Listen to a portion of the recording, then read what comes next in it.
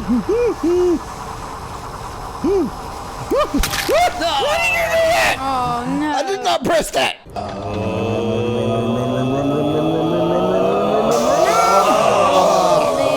I hit the jump button as I died.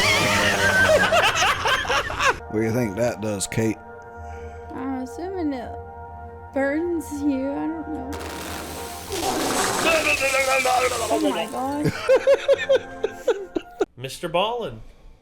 And honestly, kind of a scary scenario because we live near a forest. Matter of fact, there's a forest straight behind the camera where it's pointing at us anyway. It's not a super large forest, I don't think, but no, there is some woods back there. Yes.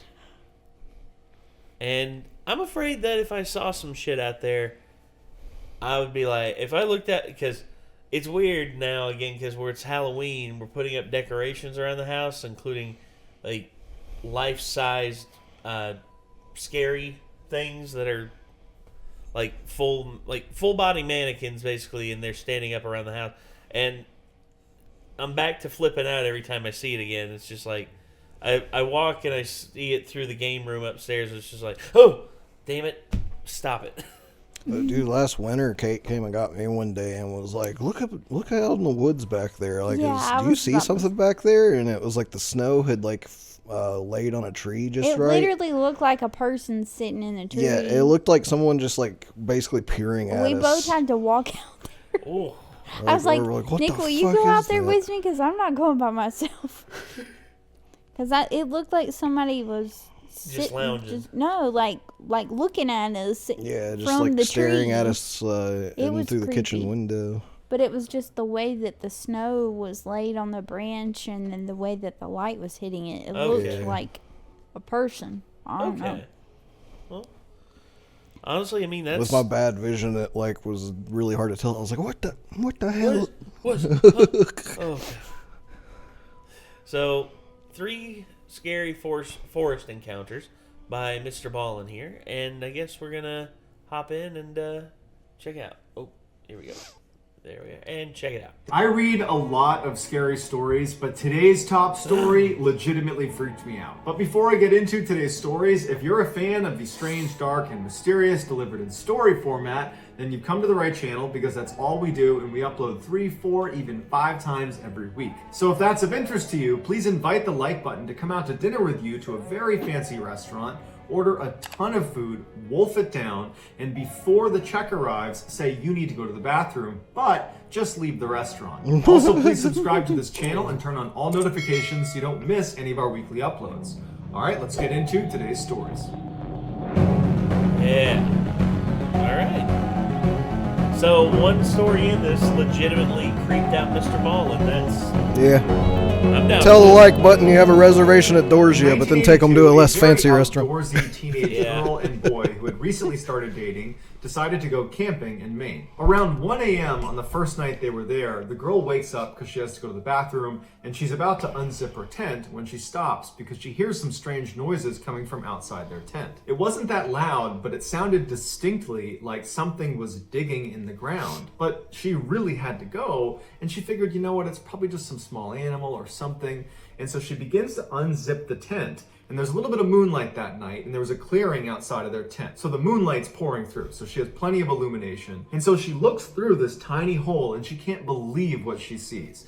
It is a grown woman squatting down about 2 or 3 feet away from their tent. Her back is to them, so she can't see that she's looking through the tent. And she's feverishly digging into the ground in front of her. The girl literally falls backwards into her tent. She's so startled by what she sees. And she lands on her boyfriend, who immediately gets up, and he's like, what's going on? And she goes, shh. And she points at the little hole where she had unzipped the tent, and she goes, look. The boy is confused, but he can tell his girlfriend is very serious, so he sits up quietly and he looks through the little opening in the door and he sees the digging woman. The boy recoils and looks at his girlfriend and he's like, what is going on out there. He takes a flashlight and she's telling him, don't do it. And he opens up the tent a little bit more and he aims his flashlight directly on this woman. And this gets her attention and she stops digging and she stands up slowly and she turns around and faces them and she's got no expression. She's not giving them any indication why she's there. She's not acting aggressive. She's not acting scared. She's just completely neutral. And she stands there staring at them for quite a while before turning around and just walking away from their campsite. And after a little while, when they were pretty certain she was gone, they open their tent all the way, they go outside, they kind of scan around with their flashlights and she's nowhere to be found, and they go to where she was digging, and it's just this weird 4-inch deep hole in the ground. There's no rhyme or reason to why she was doing that. And so after sitting there wondering what they should do, they settled on, well, tomorrow we'll tell the park rangers that she was here and maybe they'll do something about it. And so feeling pretty confident that this woman's not going to come back, they both go back into the tent, they zip it shut, they get in their sleeping bags, and they're about to go to sleep when they hear someone running towards their campsite. And they know it's hell no. They immediately unzip the tent and they look out, and now the woman's not digging anymore. She's rummaging through some of their stuff that's outside of their tent. And the way she's doing it, they described as monkey-like. She'd pick something up, look at it, and throw it over her head. She'd pick the next thing up, throw it over her head, back and forth, just throwing things behind her. And so the boy gets out and he shines a light on her and goes, you need to leave. And she doesn't react. She just keeps flipping through all their stuff until he gets pretty forceful and says, you need to leave right now. And at that point, she kind of stops and looks at him like, huh, what are you doing here? And then she gets up, turns around, and walks away. Now the couple really doesn't know what to do because she's clearly willing to come back after being confronted. But they stayed outside their tent for about 15 more minutes, shining their light and making lots of noise and treating her like she's an animal. And they're just trying to scare her away from the campsite.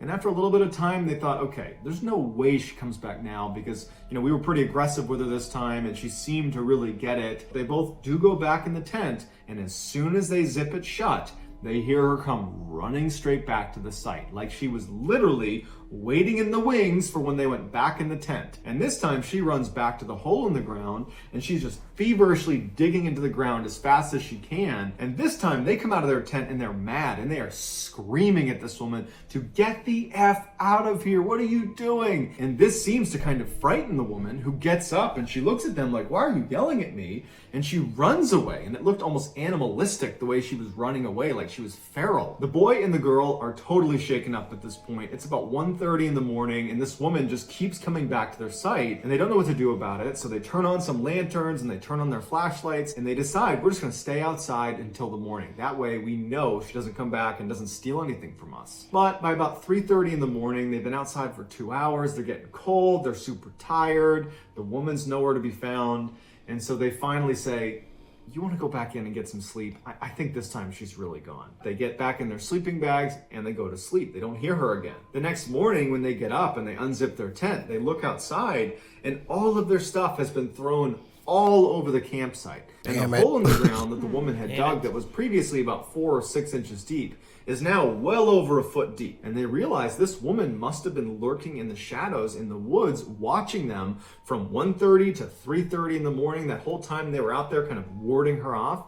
She was just waiting, just watching them the whole time in the shadows. And as soon as they went into their tent, she must have given it a little bit of time, but then she ran right back over and she ransacked their site. But the strangest thing was, after they looked through all of the stuff she had chucked around, nothing was missing, and there was some pretty expensive stuff that was laying out that she could have taken but didn't. After they picked up their site, they went to the park ranger and they told them about what had happened, but the ranger has no idea what to make of it. He's never heard of such a thing. And so the couple just leaves that day because they're not about to spend another night here. And to this day, they have no idea why this woman was running onto their site and digging into the ground and rummaging through their stuff. It was like she was just a wild animal. Cocaine's a hell of a drug. Yeah. I'd have packed up and left. Yeah. Trying to find her cocaine she stashed at that campsite, probably. Oh, what's wrong? What are you yelling at me for? Just trying to find my crack. I smoke rocks.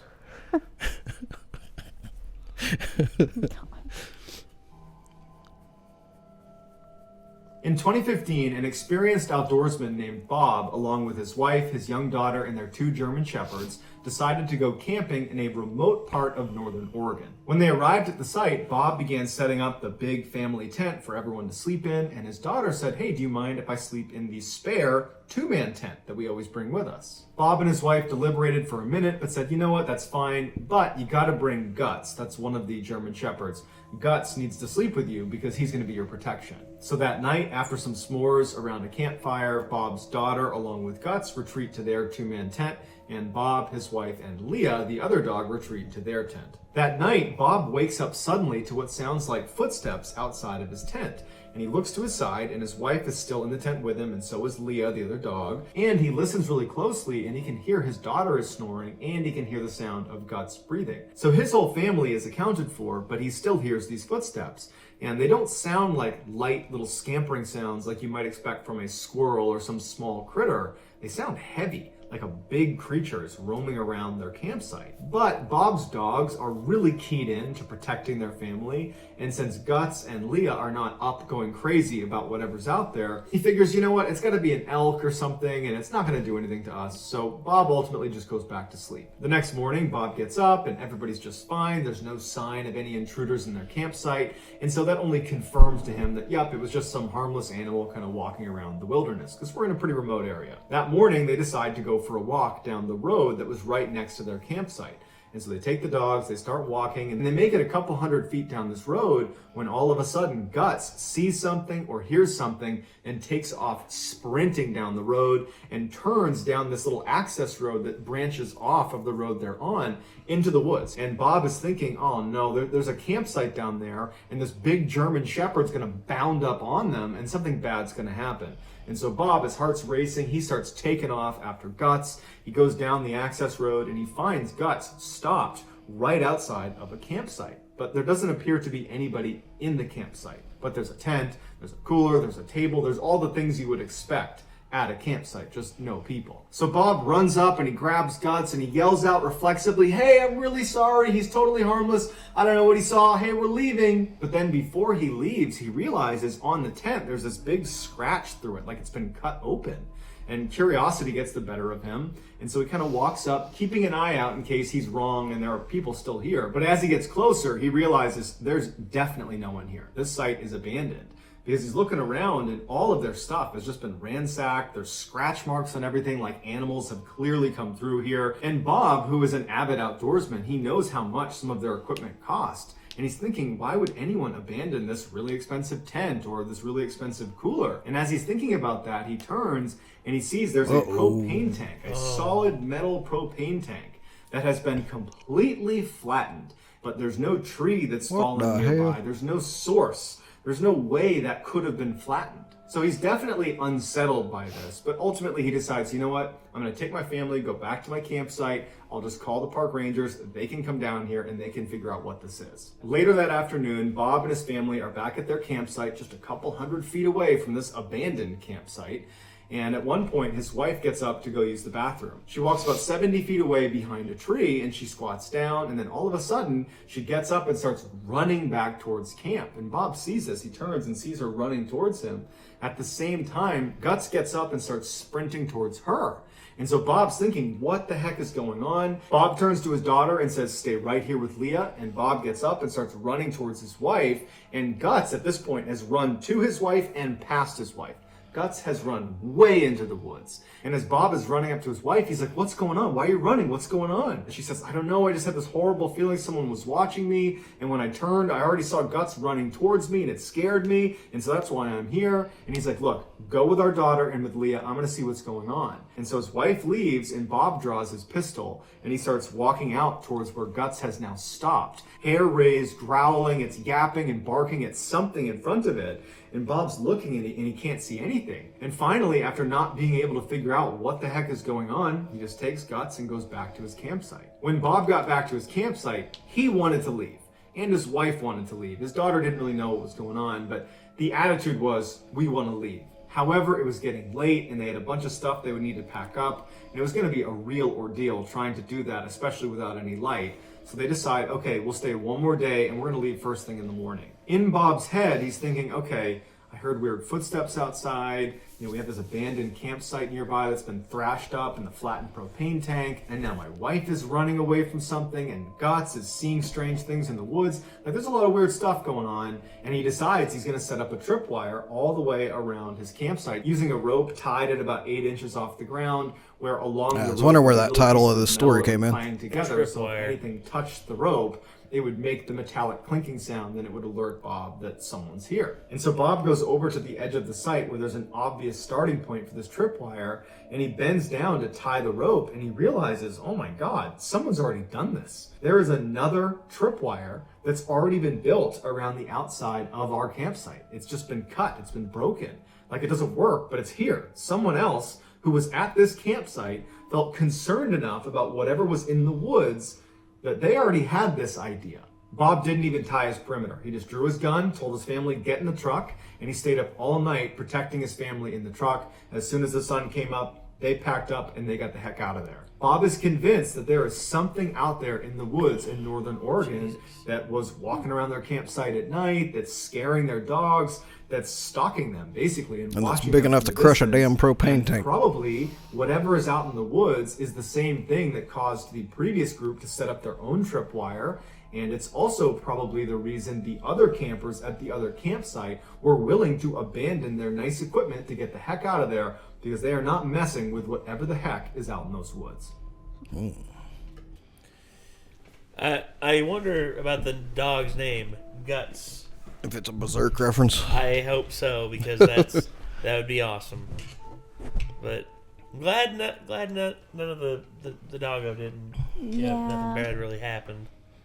But anyway, it's good that they were both the dogs were there to protect the family. Yeah, but either way, let's get on with the last one here. The witch. Oh boy. Is the one in 2004, wildland firefighters were called into a forest in central Idaho to combat an emerging fire. By the time the crew arrived at this forest, it was clear this fire was spreading a lot faster than they anticipated. As a result, Mike, who was the assistant superintendent, basically the second in command of this particular crew, he said he was going to hop on the ATV and drive off way ahead of them to see if they needed to spread out farther to stop this fire. So Mike hops on an ATV and he takes off down this ancient-looking logging road that probably hasn't seen a vehicle or a person in decades. Mike had made it about a half mile down this trail when he noticed out of the corner of his eye a bobcat was running perpendicular to him straight out of the forest as if it was going to cross the road about 100 feet in front of him. Mike comes to a stop and thinks, this bobcat doesn't know I'm here. It probably is not used to seeing people. It's going to come out into this trail, see me, get spooked, and run away. But instead, this bobcat runs directly into the middle of the road, turns, and faces Mike in a very aggressive posture. Mike is shocked at what he's seeing because he knows bobcats are notoriously elusive and they're nocturnal. So for this thing to be out in the daytime and to be intentionally blocking his path and standing there aggressively like it's going to attack him was so out of the ordinary. So the two of them are just looking at each other, not moving for about 10 seconds until this bobcat opens its mouth and then begins screaming like a person. It did not seem like the right sound for what he was looking at. He said more than scary, it was just intensely weird. And just as quickly as this bobcat has arrived, it stops screaming, turns and runs to a tree, sprints up the tree and climbs onto this branch that happens to be perched right over the trail he's on. And Mike's looking up at this bobcat that's right over this trail, and he knows if I'm going to continue going down this trail, I have to go under this screaming bobcat. Although totally freaked out, he knew he needed to keep going down this trail, and he's thinking to himself, you know what, this bobcat is probably just scared of me, and that was its reaction, as bizarre as it was. And so he throws his ATV in gear, and he starts slowly moving down the trail. That bobcat's going to jump right on his fucking head. Making sure it doesn't show any sign like it's going to leap off onto him. And as he got closer and closer, he just gunned it and sped underneath the branch, and luckily it didn't jump down on him. And as he got a little bit farther away, he turned up to look, and the bobcat had turned around and was still watching him very intently sitting on this branch. Mike makes it about another half mile down the road before he sees something else that's very strange. He sees a cabin. It's this little tiny cabin that's tucked away in the woods, and he's thinking to himself, I'm on federal land. There aren't supposed to be any private structures here. And he figures, even if this is illegal, I do need to stop and make sure no one's in there because there's this huge fire coming this way. And so he parks his ATV and he starts walking off the trail towards this cabin. And as he gets closer, he can tell it's not only a very old cabin, but it's almost certainly abandoned because he can see all these slats that have been put over all of the windows, like it's been boarded up. But when he got up close, he noticed something strange. The door itself into this cabin was not boarded up, and the doorknob was missing, and in its place was this shiny silver chain link that was thread through the opening where there should have been a doorknob around a wooden post that was right outside the door. Basically a makeshift lock because there was no doorknob to it. And he's thinking how weird it is that in the middle of this forest, on an old ancient logging road that clearly no one goes down, where bobcats are running around freely, that there would be this new chain here, which indicates someone must have been here recently. And so he bends down to look through the space that was still there from where the doorknob should have been, and he looks inside, and he can't really see anything. And so he takes his flashlight and he shines it in, and he can't believe what he's looking at. There's all this furniture inside this tiny little cabin in the middle of nowhere, and it's all upside down. And he's just totally creeped out. So he puts his flashlight away and kind of backs up, and he starts walking back towards the road, and he can't help it, but the whole time he's looking over his shoulder back at the cabin, like someone's gonna emerge from outside of this cabin. He gets to the road, and by the time he's there, he's running. He jumps on his ATV, he whips it around, and he starts blazing back up the logging road back towards his crew. And when he turns the corner to where that bobcat was, he sees there is now a Native American woman standing in the middle of the path. She's wearing this tattered white nightgown, she's barefoot, and she's standing in the same spot he saw that bobcat. And she's looking at him as if she's expecting him, like she's been tipped off that he's going to be here. And he stops about 100 feet away from her, and now he's officially freaked out. He's still looking over his shoulder towards that cabin, because now everything is just totally weird to him. And before he has a chance to do anything, this woman lets out a scream, a blood-curdling scream that is identical to the bobcat's scream. And so Mike is totally unnerved by this. Everything about this day has really gone sideways as this woman is screaming at the top of her lungs, and then suddenly she stops. Mike's still just standing there like, what's going on? And she runs to the same tree the bobcat had climbed earlier, and she climbs up this tree and gets onto the branch where the bobcat was and perches like an animal on the branch looking at Mike. And now, just like the bobcat, Mike is going to have to drive right underneath this woman who is perched over the trail. And so he throws his ATV in gear and he starts driving, and he's staring at this woman, and now her mouth is just open like she's about to scream again. And as soon as he got close, he gunned it and went right underneath her. And he turned around after he got some distance away from her, and she's still on the branch, now turned around facing him as he drives away. He goes back, he tells the crew what he saw, and as much as they all want to go back and see this woman and see this cabin, they know they can't. They got to fight this fire. And so ultimately they do that, and then they leave. A couple of days later, Mike was in a bar in the town right near the forest they had just been in fighting that fire, and Mike had seen the woman in the cabin, and he struck up a conversation with a local. And he said, hey, do you know of any buildings that are in that section of the forest? And the guy kind of laughed, and he was like, you know, the only building I ever heard of out there was apparently some cabin where some crazy lady thought of herself as a witch, and she apparently had a bobcat for a pet. And so we as kids were just told to stay away from there. So besides that, I don't know. So that's going to do it, guys. Let me know in the comments what you thought of today's stories, and I will pin the best comment at the top of the comments section. If you enjoyed today's story and you haven't done this already, please invite the like button to come out to dinner with you at a very expensive restaurant, eat a ton of food, but before the bill gets there, say you're going to the bathroom and just leave the restaurant. Also, please subscribe to this channel and turn on all notifications so you don't miss any of our weekly uploads. If you want to get in touch with me, you can direct message me on Instagram or on Twitter. My username for both platforms is the same. It's just JohnBallin416. I also have a ton of content over on TikTok where my username is Mr. Ballin. If you have a story suggestion, please submit it to our subreddit just called Mr. Ballin. It's linked in the description below. So whether I see you on Instagram, Twitter, TikTok, Reddit, YouTube, some combination, just know that I really appreciate your support, and until next time, that's going to do it. See ya. Damn. Damn. It's like some Blair Witch shit at the end there. Yeah, it's that. I don't know what to make of. Damn. just at a loss for words on a little bit of that. Damn. It's like stuff that it's like you don't really know if it's true, but if it is, definitely spooky. Yeah, most definitely.